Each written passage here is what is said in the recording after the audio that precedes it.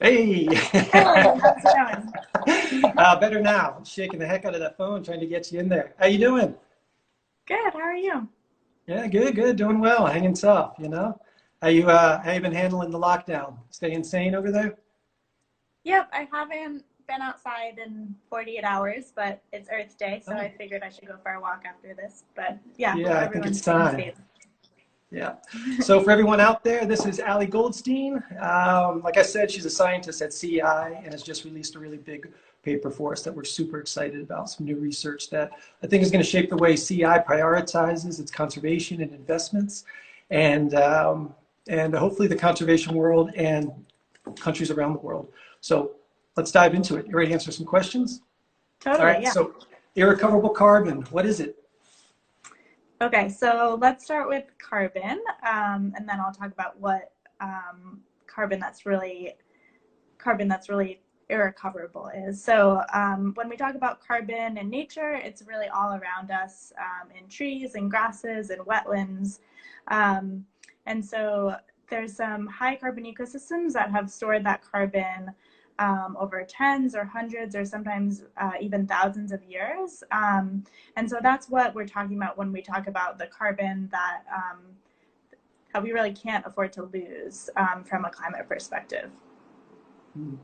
And when we look at these, I guess these stores, where around the planet are they? Where in your preliminary research are these high irrecoverable carbon areas? Where are they? Yeah, the highest concentrations of carbon in ecosystems are really in the Amazon basin, in the tropical Andes, so in countries like Peru, Colombia, and Bolivia, in the Congo basin, so in those amazing tropical forests in the Democratic Republic of Congo, Southeast Asia, so countries such as Indonesia, Papua New Guinea have these incredible tropical forests and tropical wetlands. When we look at coastal ecosystems uh, coastal ecosystems such as mangroves, those are some of the highest carbon ecosystems in the world. They also provide incredible adaptation benefits.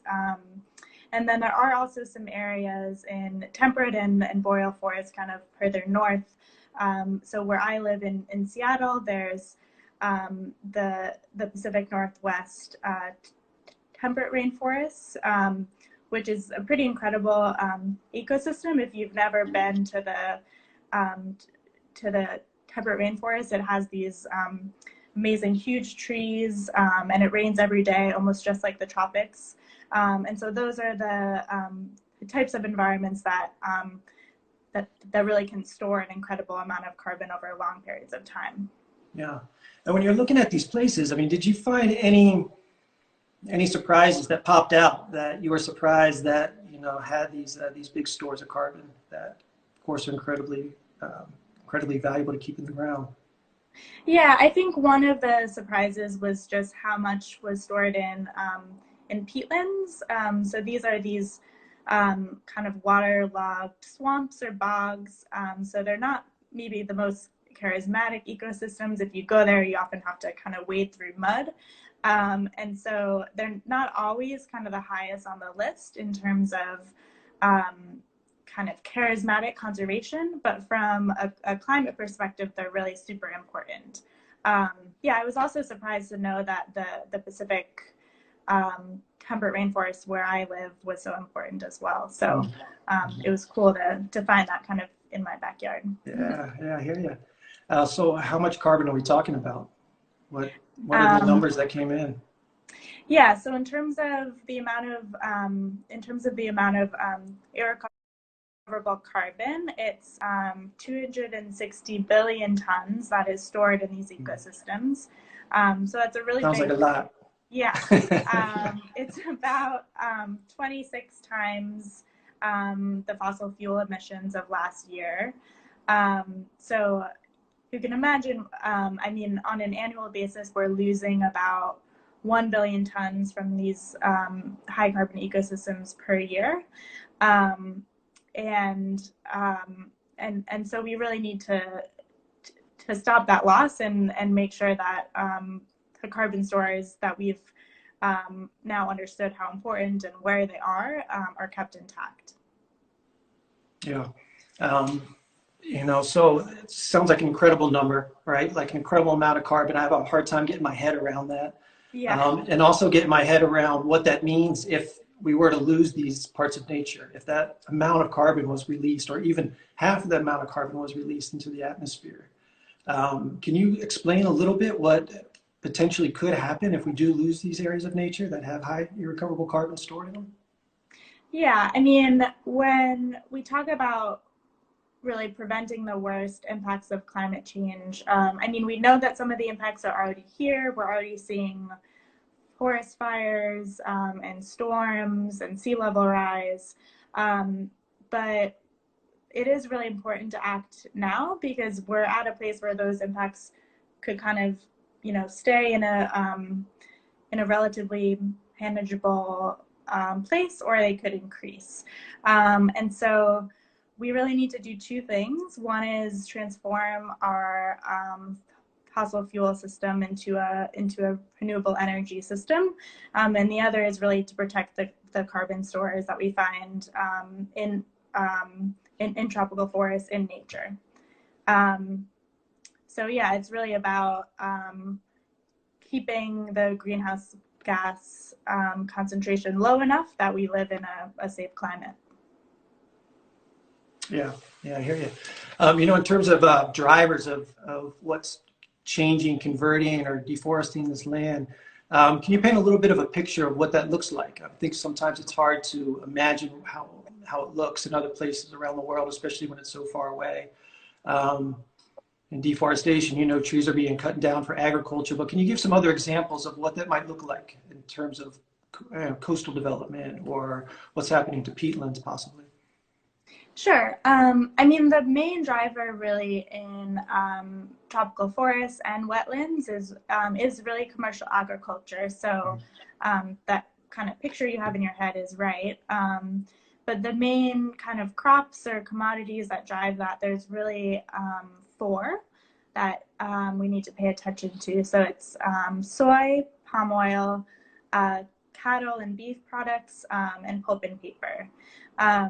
And so, I mean, the way that looks on the ground, for example, I've seen palm oil plantations, which, often go as far as the eye can see. So you might be on kind of a back road through the rainforest, and then the palm oil plantation starts, and it's just very clear kind of the scale of this industry. And it's not an evil industry. All of us use palm oil almost every day. And so the key really is to make sure that the land area that we're using for agriculture, I mean, we already have enough land under agriculture to grow all the food that the world needs. And so we need to improve the practices, on the land that's already agriculture, and not continue to expand into forests. Yeah, be more efficient with what we already have, right? Exactly, yeah. Yeah. And a lot of these crops that are being grown are being exported internationally, right? Like they're not for local consumption usually. They're being shipped all around the world. Have you looked at that at all? How those commodities move? I mean, how somebody, say in New York City, is buying something that has palm in it, but what they're really doing is helping drive possible expansion of agriculture in Indonesia or perhaps in the Amazon. Have you guys looked at that at all? Just curious.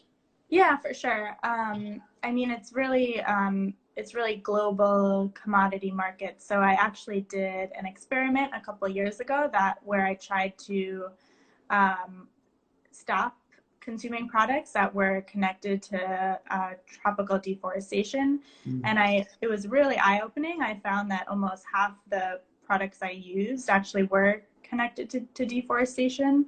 And so I think making kind of individual consumption decisions is really hard. It's really hard to avoid.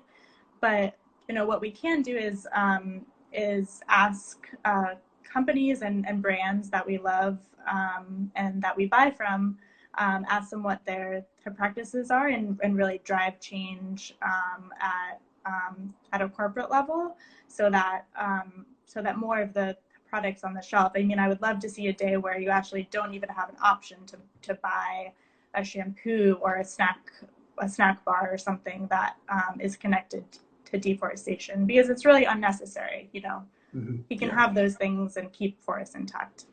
Yeah. Yeah, actually, the next question I was going to ask is, how do you protect these places now that they've been identified? And obviously, protected areas is one of the approaches, but you were touching on another one, which is then working with companies, right, to really make sure they're making sure that their supply chain is sustainable. They're not relying on agricultural expansion. Can you highlight any other types of solutions or conservation approaches that we can now start to implement or really go after aggressively now that we know where these big stores of irrecoverable carbon are?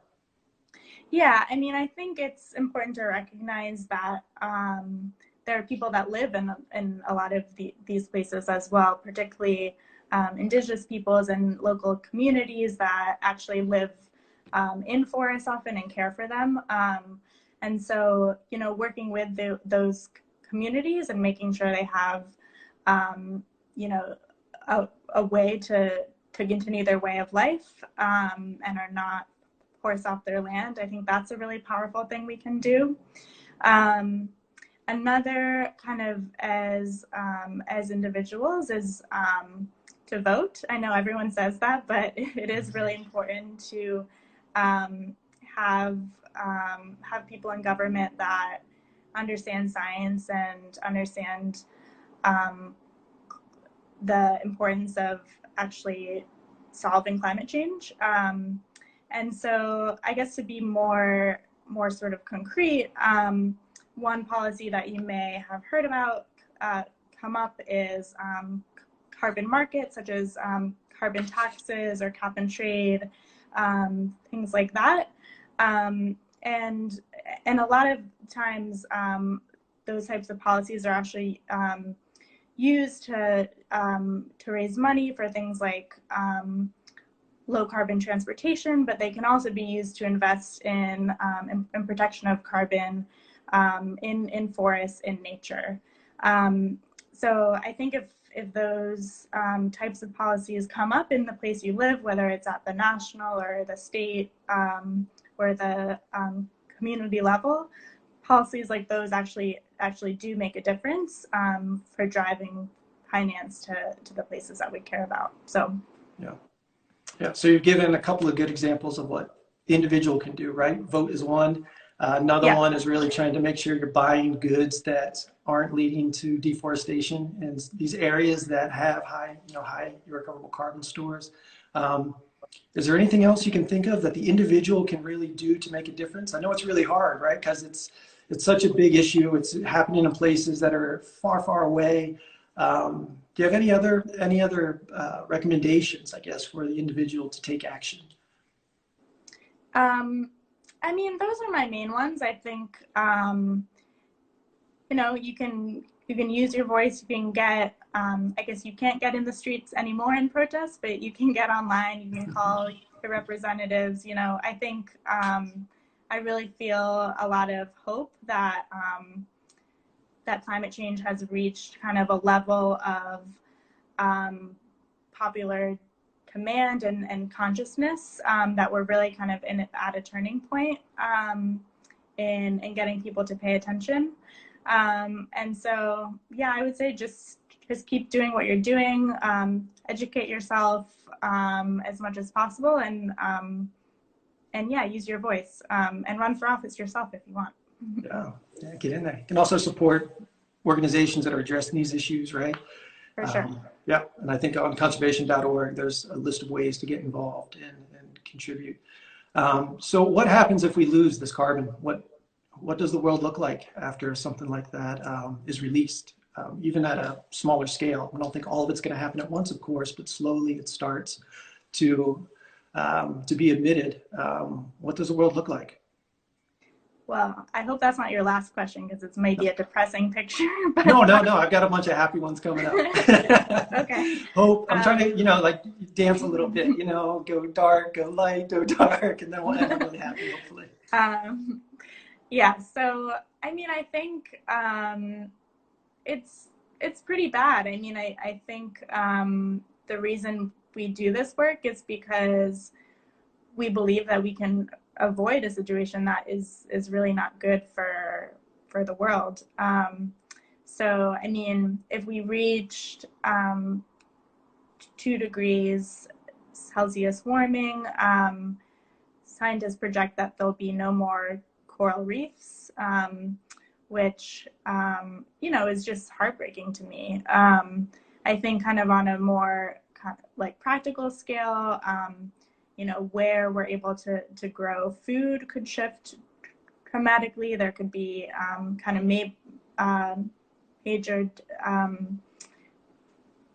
major agricultural shifts, sea level rise, of course. So a lot of our coastal cities would be having a really tough time.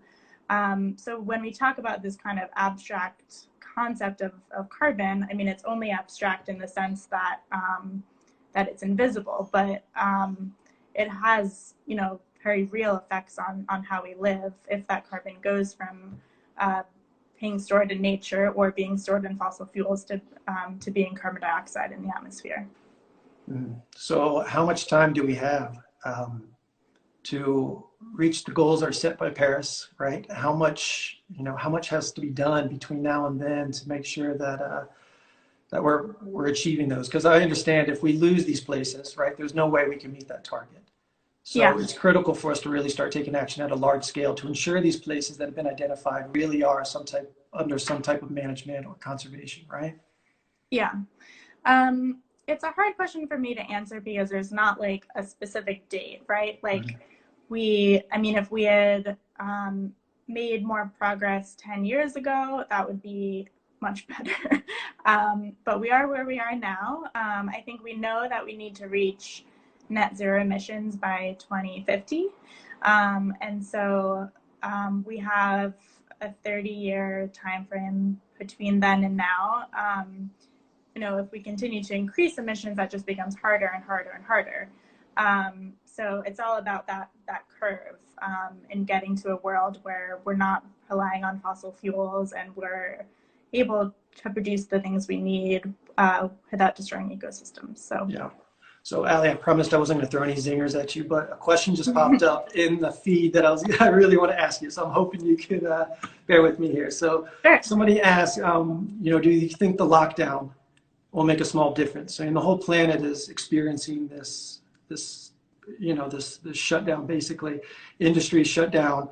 But it's a small, short period of time, and it's going to pick back up again. So I guess the question, right, like, do you think it's making an impact on what's going to come out of it once things start to pick up again? And is there an opportunity between now and then to start shifting direction? So hopefully we can start doing the right thing at a faster pace. Do you see hope in that, or what's your take? Yeah, I mean, I think emissions will go down this year in 2020. You know, the only other year I can remember where it happened was in 2008. So I think the point is, you know, we don't want emissions to drop because there's an economic recession and really major hardship. And that really doesn't have to be the case. You know, this is sort of an experiment of if we can live in different ways. And some of those ways are, you know, heartbreaking and terrible. We're not able to see, you know, our friends and family in many cases. You know, we're not able to get out and spend time with other people in the ways that we love. But there are kind of small things that we may have realized that we didn't need and that we could think about changing afterwards. Like, you know, do we need as much international travel for, you know, one-day conferences? You know, some people actually might like working from home and not having a 2-hour commute to work every day. So there's things like that. I mean, here in Seattle, they've actually closed the roads in some areas of the city to cars, and people are out walking and biking, you know, all with 6 feet apart. But could we imagine, you know, ways to live where there's actually more space for people and not so much space for cars. So I think it may be too early to tell, but I think I'm starting to see, taking kind of the small, like, good parts of what's happening now and bringing them into the future. Yeah, yeah. Yeah, I wonder how many people are going to gain such a different perspective coming out of this and start thinking, like, what the heck, what the heck have we been doing, or what have I been doing, and change their ways. Yeah, it's going to be interesting to see. So we're starting to wrap up on time here. I know you want to end on a happy note or a more positive note. Maybe you can highlight some of the things that CI is doing right now or already have done to make a difference. Such an incredible organization. What's going on to make positive change around these areas?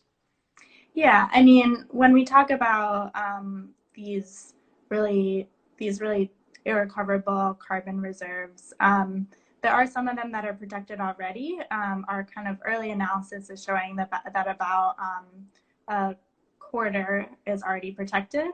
And so we need to expand that protection in areas where we think the carbon is at risk. CI is already doing work with companies on this to improve agricultural practices. We're doing work with Indigenous peoples and local communities. So I think, we have all the tools in our toolbox, really. It's just about,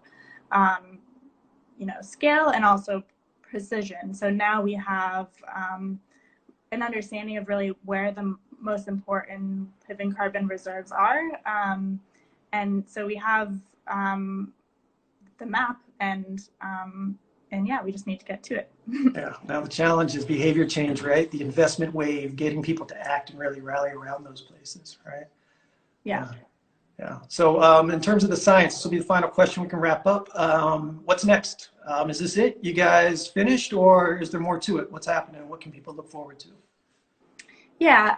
So this kind of first study was introducing the concept and some of the policy and finance recommendations that we have. We are working on a map of the most important carbon reserves in ecosystems globally. So that will hopefully be published soon, and we'll have an interactive version online that folks can use. And we're really looking forward to kind of scaling down. So we have this this global picture now, but understanding how it can be used in some of our country programs, from the Amazon basin to Indonesia, etc. Oh, great. So that'll be coming out this year, you think? Yes. All right, great. So everyone out there, please look forward to that map. Check conservation.org. Hopefully we'll have that on there when the science is released later this year. Was there anything we missed? Anything you wanted to else talk about or highlight? No, I think that's great. I hope that folks get a way to enjoy this Earth Day in whatever way you can. If that's taking you got to get out there. You got to enjoy it. Yeah, I got to get 48 hours is way too long, right, to be inside. But yeah, take a walk, or I don't know, look through old pictures of a place that you've been that you love. Just kind of do whatever you can to connect. Yeah, so. It is precious, right? Get on out there, enjoy it any way you can. Well, Allie, thanks so much. Thanks for dropping the knowledge. Really appreciate it. Always a pleasure to talk to you. Stay safe, stay healthy, stay sane later on. Bye, everyone. Happy Earth Day. Bye.